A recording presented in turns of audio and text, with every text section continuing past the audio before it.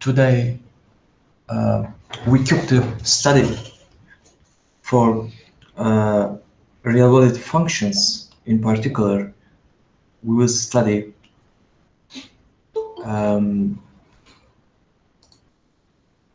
about finding critical points of functions. If you remember, let me zoom. For a function of two variables, let's say z equals to f of x comma y. Yes, we are looking for the critical points on these equalities. Yes, those are the partial derivatives with respect to x and y respectively. And for such a point, let's say AB,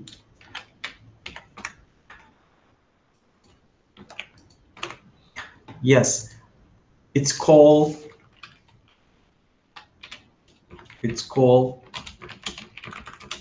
a critical point.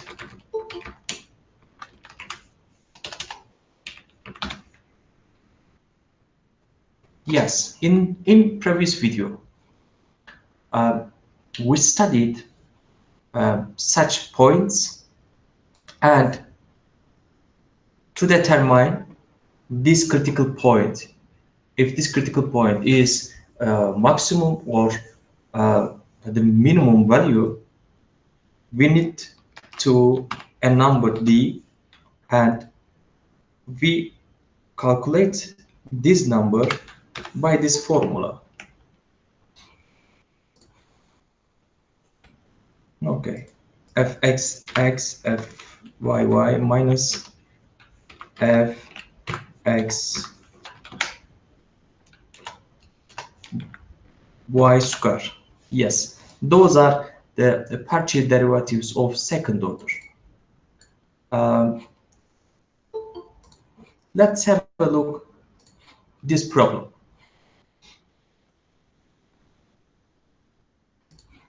Okay, find the minimum value of addition of three numbers whose product is 3 for 3. Okay, our problem.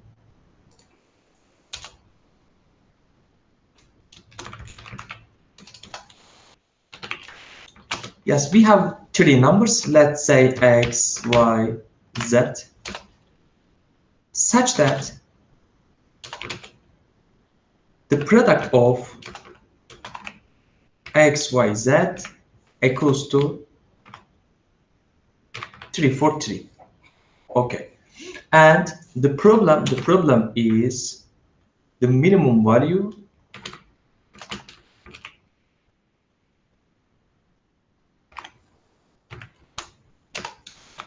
x plus y plus z. It's clearly the problem is about minimum or maximum values of real-valued functions. So, but our formula, as you can see, for functions of two variables in such a problem,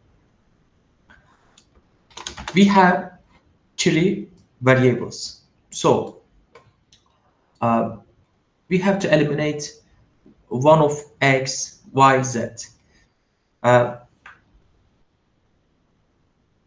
It is easy to eliminate because we may write z equals to 3 for 3 over xy. Then our problem is x plus y plus this statement, and of course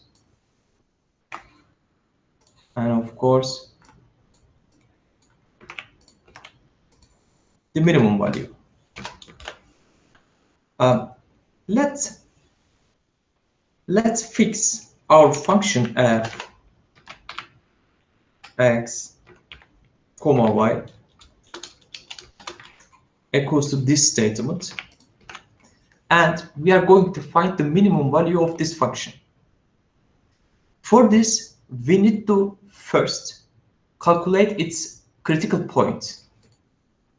Then we have such a fy equals to 0. Fx, which means that the partial derivative of with respect to x equals to 1 minus, and symmetrically fy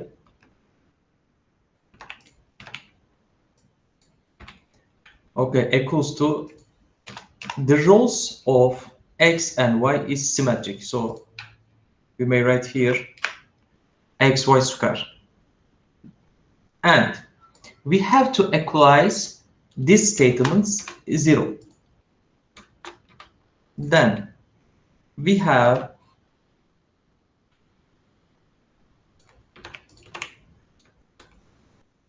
these two equalities.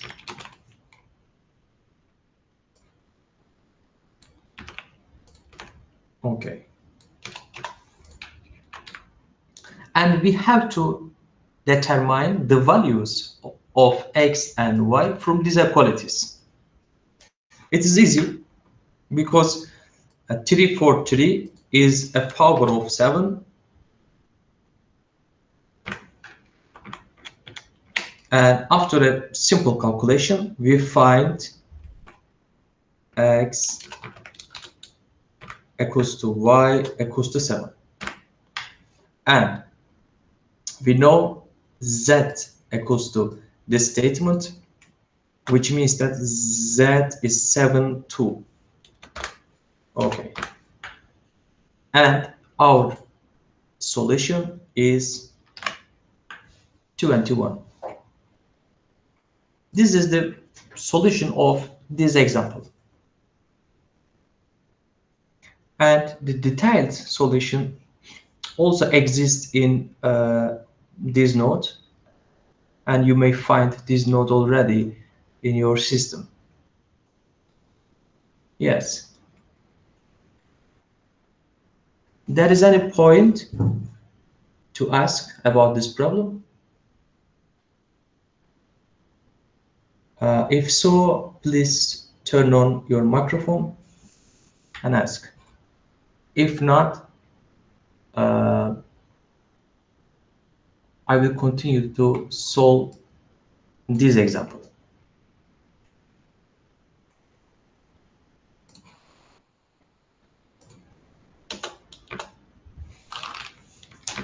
I think that is not a question. Okay. Let's find the closest point on the surface given by this equation to origin. Okay. First, in previous video, we talked about the graphs of the functions or the level surfaces. Let's remember graph surface. Yes. Given a function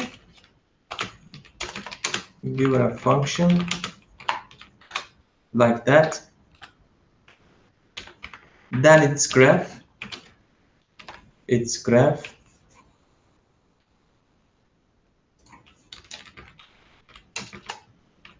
yes, graph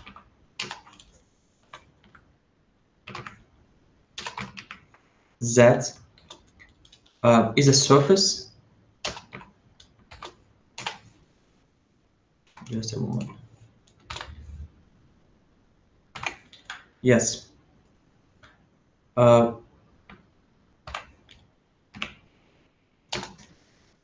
It's composed of the points x, y, z in three-dimensional space,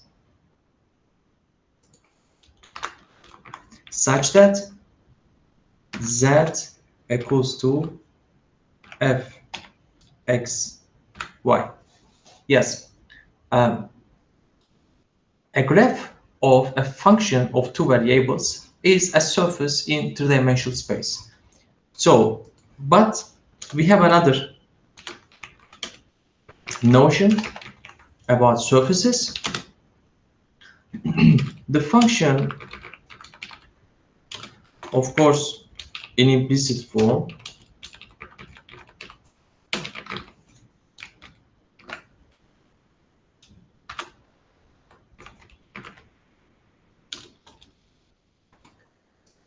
given by this equation, determines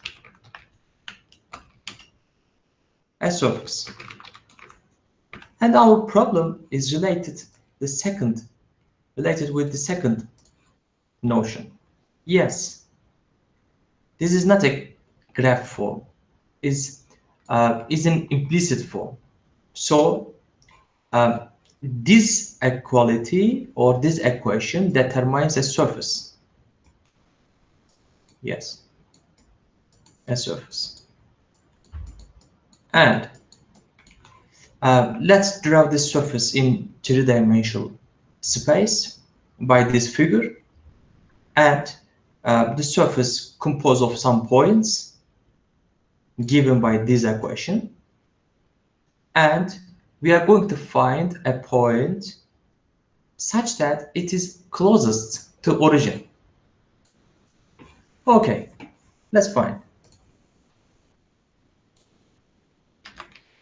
And our equation is z square xy minus 3x plus 9, I think. Yes. Let's take a point x, y, z on the surface, and the distance between, let's say, okay, let's denote this point by the letter P. Then we have to, let's determine the distance between the origin. By the way, let O denote the origin. And by the distance formula, we write here x square plus y square plus z square. Since this point is on the surface given by this equation, then we may replace z square with this statement. And our problem is to find the minimum value of this function. Let's write, by the way, the minimum value of this function is equal to minimum value of the inside of the square root. Therefore, let's write here f of x comma y equals to this. What I am trying to say is that the minimum value of this function is same with that of this one. Okay. For this, first we have to find the critical point of f. The partial derivative of f with respect to x equals to 2x plus y minus 3, and fy equals to 2r plus x. We have to equalize these derivatives as 0. So let me check my computations. Okay, yes, 2x plus y minus 3. Okay, so after some simple calculations, by the way, there is only one critical point obtaining from this equality, and the critical point is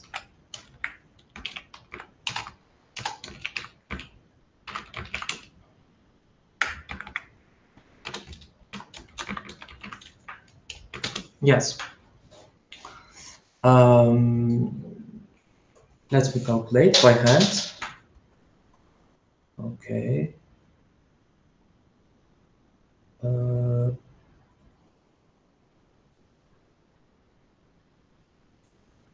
I think y is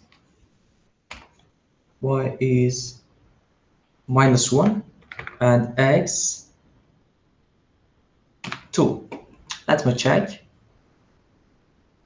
Here is okay. 4, 1, -1. Okay. Yes, this is the critical point. So we need to calculate the second order derivatives. Fxx equals to 2 and f by y 2 and the mixed derivative 1. So the number d is a constant function and equals to 3. So we have a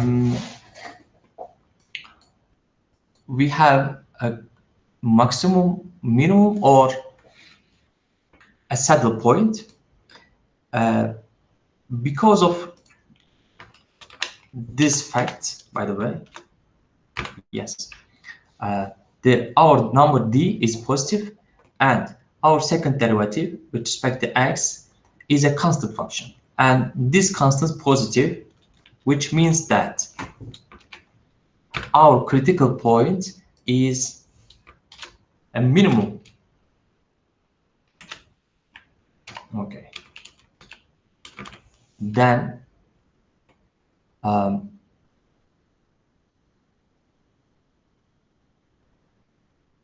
we may replace the value x and y in this equality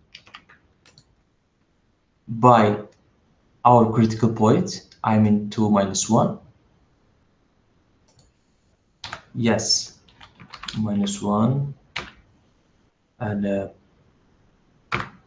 -6 plus 9. I think here should be 1, and we have 2 points, -1 and +1. Then the closest points to -1 and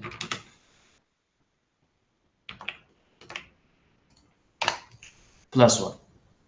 Okay, or simply we can write those are the closest points on the surface. Probably there are two symmetrical points. Yeah, it's like, yes, there are two symmetric points on the surface, and its components 2, -1 and -+1. Yes. Okay. For these two problems, do you have some points or some comments or some questions?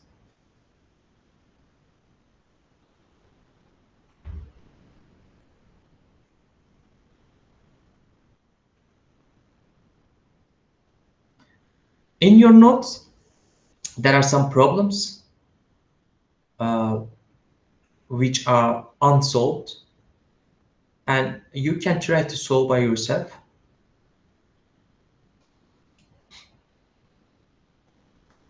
If there are no questions, I will try to talk about vector fields, which is a new section. Indeed, this section is the familiar to you because we talk about already vector valued function.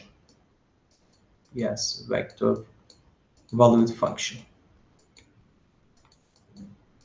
And we shall see the vector fields are functions, again vector valued functions. Here should be E. Yes, but vector valued functions, the domain of vector valued functions, some intervals of the real axis. But in our case, the vector fields, the domains of vector fields in some domains or some subsets R2 and R3. Let's have a look. Definition, its definition, formal definition, a vector field on 2 or 3-dimensional space is a function f, this is a vector valued function, assigns each point, just a moment. Yes, each point from R2, I mean a plane, or R3, a point in 2-dimensional space,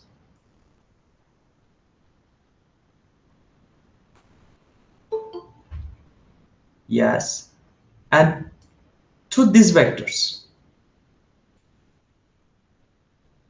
Yes, those are the explicit statements. So this one, a vector field in R2, I mean in a plane. This one, a vector field in R3, namely in 2-dimensional space. And those are vector valued functions and their domains. Let me write here, for instance, R2,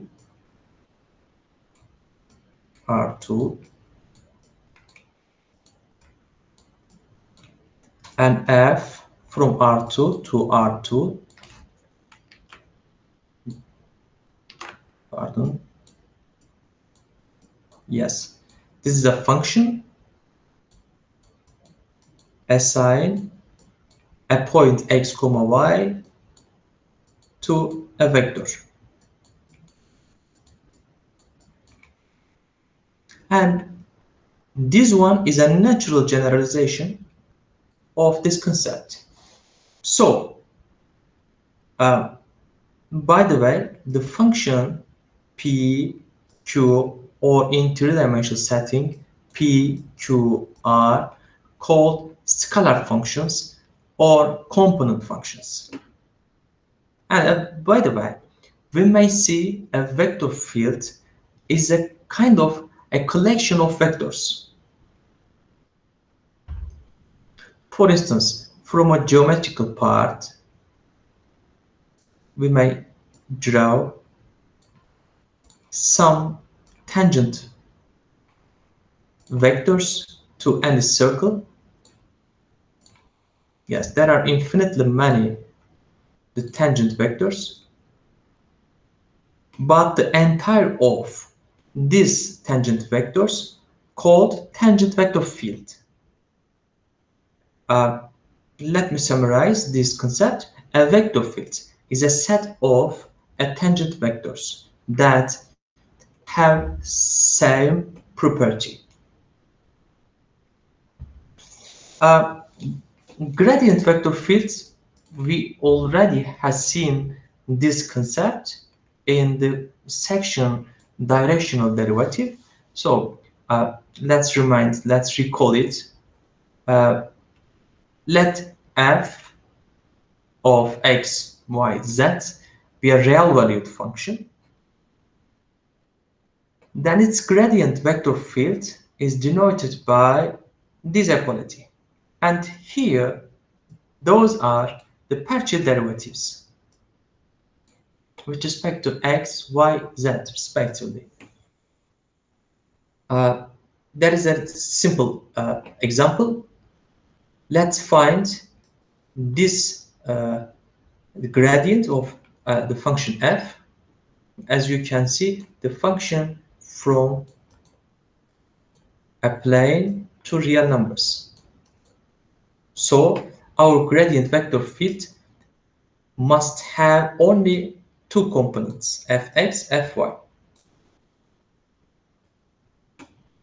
And it's the partial derivative of f with respect to x 2x sine of 5y, and the partial derivative with respect to y equals to cosine, and the 5 is coming from the derivative from 5y, and this derivative equals to 5x squared cosine 5y.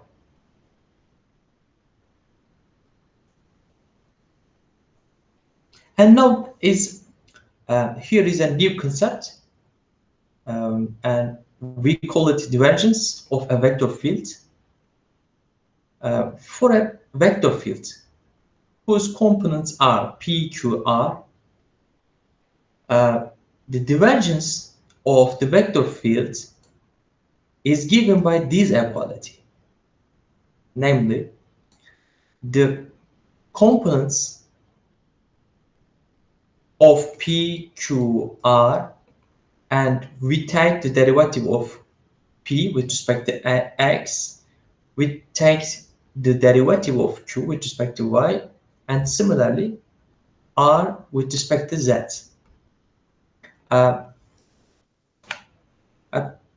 We note that we take derivative of first component with respect to x, the second component with respect to y, and the last component with respect to z. And as you can see, this is a scalar function. Scalar function. In contrast to the gradient. For gradient, there is a real valued function f, and its gradient is a vector field. But divergence conversely works to gradient. Namely, in the definition of divergence, there is a vector field, and its divergence is a scalar field. By the scalar field, we mean a real valued function. So, there is a simple way to calculate divergence. Let's define a gradient operator. This is an operator whose components are the partial derivative operators. The first component works a derivative with respect to x, and the second one with respect to y, and the third one with respect to z.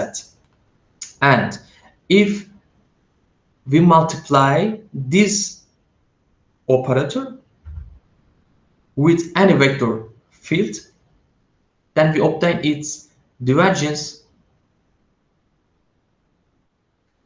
Yes, as you can see in this equality. So let's find the divergence of these vector fields in example 1.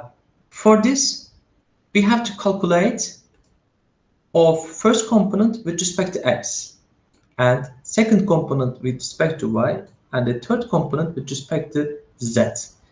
And it's clearly here must be 0. And the first one turns to the 2xy, and the second one turns to the xz. This is our answer. This is a real valued function, or at the physics point of view, we call it scalar field. Yes, we have another important operator for vector fields. We call it curl or rotational of a vector field. And in this definition, we have again a vector field f, whose components are p, q, r respectively. Then its curl is defined by this equality. And we know already the gradient operator. So the curl of f is defined by this vector product. And by using the determinant, we may easily calculate the curl by this equality. So let's remember the calculation of determinant. For the first component, we close the first row and the column, and we multiply, we have a cross multiply. Yes, if you multiply d over dy with r, which means that the derivative of r with respect to y, I mean this one, minus the derivative of q with respect to z. And for the second component, we close the second column and this row, and again same job. And the last one, and of course here must be minus. This sign is coming from the determinant. Okay, so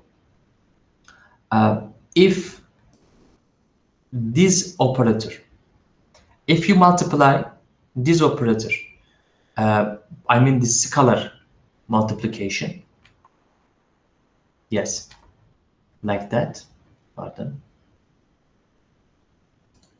yes, like that. This is a scalar multiplication.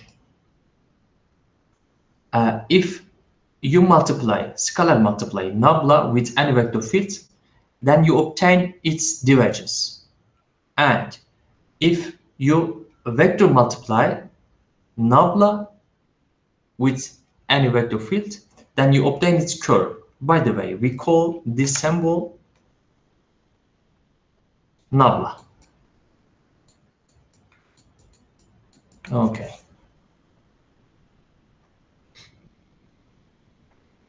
That is an example here, and we are going to find its curl.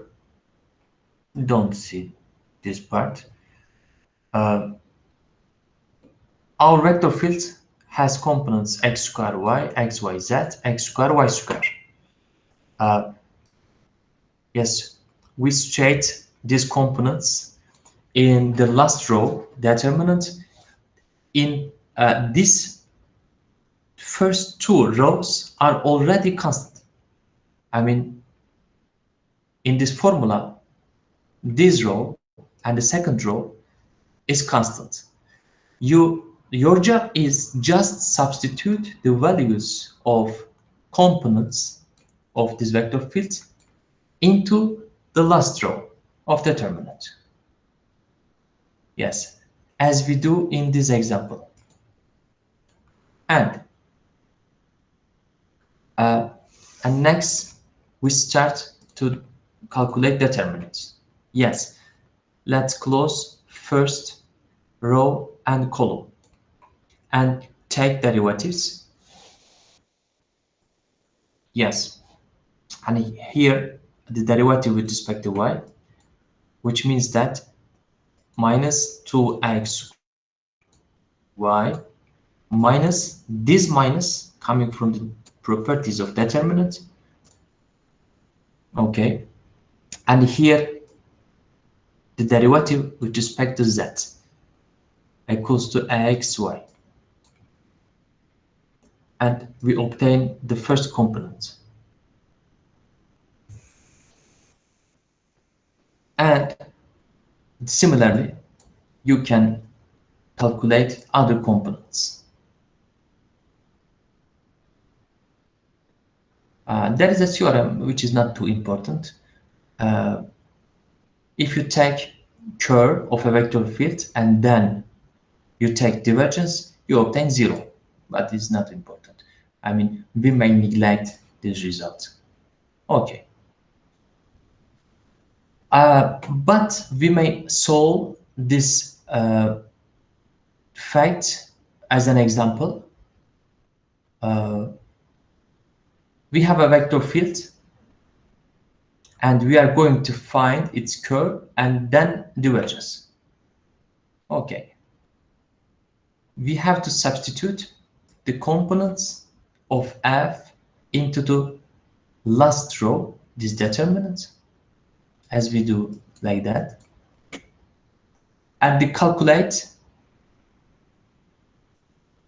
the derivatives, then we obtain easily this vector field. Curl of a vector field is again a vector field, and let's denote this vector field, this new vector field, by f1. Okay,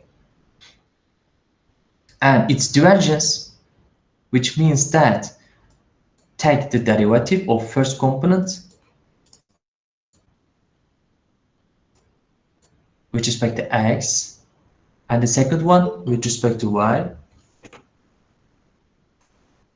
and the third one with respect to z. So you may easily see that it's 0.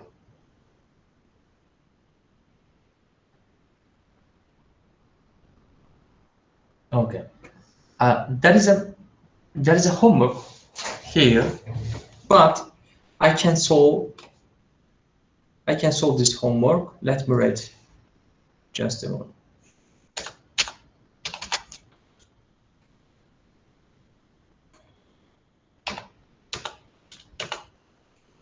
Okay.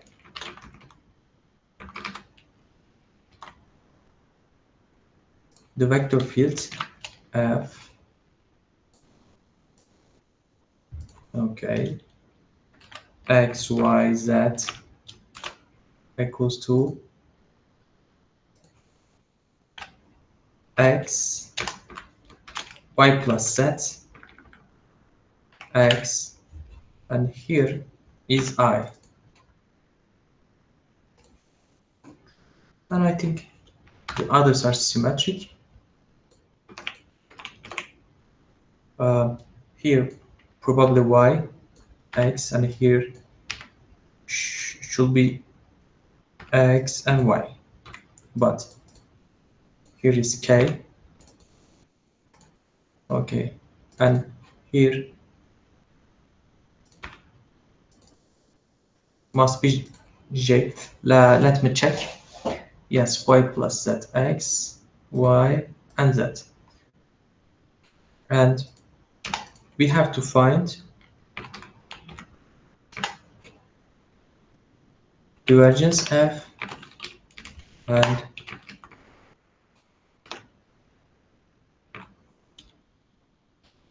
yes, we are going to find these statements. Okay, solution. The divergence of a vector field is the sum of the partial derivatives of components. We may write here,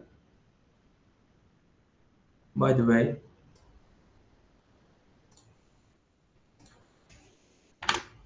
let's say P, and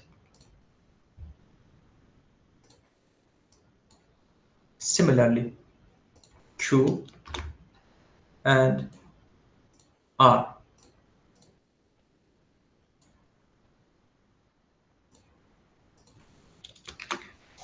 Yes, but we name P, Q, R just components, not the vector parts.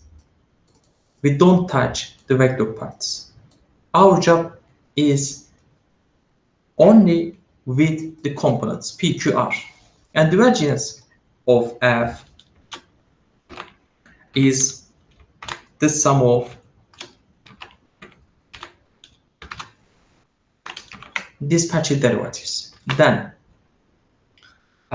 its derivative of f with respect to x equals to y plus z, and here, sorry, let me correct. Here is x and plus x plus z plus, and the derivative of r with respect to z equals to x plus y, and equals to 2y, 2x, 2z, 2x plus y plus z. And the curl f,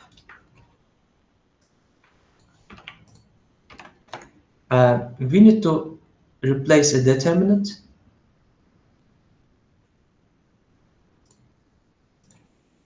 Okay. The first row are the standard base vectors, and the second one the partial derivative operators, d over dx, d over dy, d over dz. And the last row, we have to replace the components of given vector field. And this is our job. Okay. Equals to I minus j and plus k. Okay, as you see, the first two rows are already given by the definition of curve. We just replace with the components of given vector field into the last row. And the first component is given by this job, and we have to take this function with respect to derivative z, namely x plus y, minus, here should be, we have to take derivative, this statement with respect to y, which equals to z minus the derivative with respect to z equals to z minus y. And again, we close this column and this row, and here I think z minus x, and the last component equals to y minus x. Let me check my computations. Okay, z minus y, correct. Here minus z, okay, correct, and y, okay, correct. And this is the results of this homework. Yes. So, do you have some comments or questions on this example? These examples, or this homework that I solved?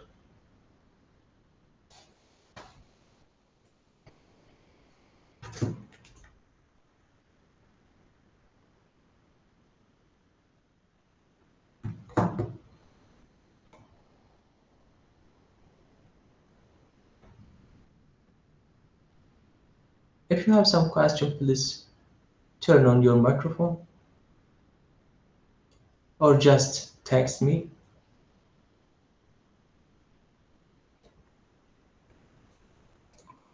You can text me from this chat part.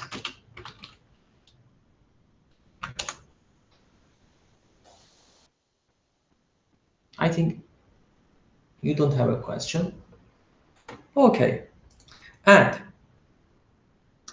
in next video, we skip another section, which is the derivative under the integral sign. For this section, please previously prepare or recall or remember some derivative and integral rules from the first semester of this course. I mean, For this section and double integrals, please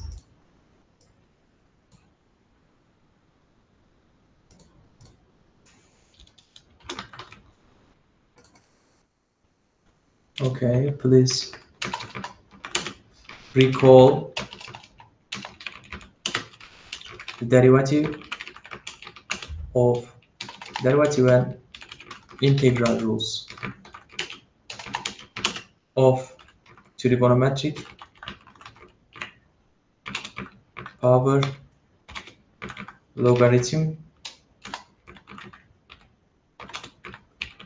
inverse trigonometric functions. Because we use these rules for this section and the double integrals. And by the way, the next course most probably will be on this Friday, and I will text you by online system to you, and I will send the link of the next course. Okay, we may finish. If you don't have a question. Okay. I think nobody listened to me, but it's okay. Okay. Have a good day.